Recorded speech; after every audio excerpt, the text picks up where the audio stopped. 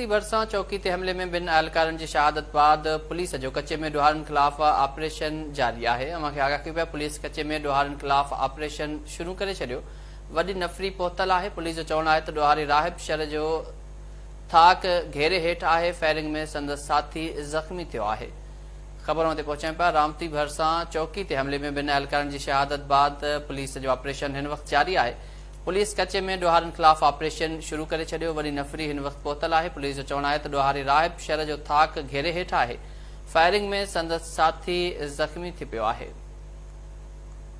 असांखे ॿुधाईंदा हलूं त राति देर सां घोटकी वेझो हथियारबंदनि पुलिस पिकेट ते हमिलो कयो हो, जंहिंजे नतीजे में अहलकार शहीद थी विया हुआ, जिन्हनि जी जनाज़े नमाज़ पे अदा कई वई आहे। उन खां पोइ रामती वेझो हिन वक़्तु पुलिस जी जेका कार्रवाई आहे उहा धाड़िलनि ख़िलाफ़ जारी आहे। पुलिस कचे में ॾोहारनि ख़िलाफ़ ऑपरेशन शुरू करे छॾियो आहे। वॾी नफ़री उते पहुतल आहे। पुलिस जो चवणु आहे त ॾोहारी राहिब शर जो थाक घेरे हेठि आहे। फायरिंग में संदसि साथी ज़ख़्मी थियो आहे। असांखे आगाह कयो पिया घोटकी ज़िले में मुख़्तलिफ़ वक़्तनि ते पुलिस मथां धाड़िलनि जा हमला थींदा रहिया आहिनि। कुझु ई महीननि अंदरि 15 खां वधीक पुलिस एहलकार शहीद थी चुका आहिनि।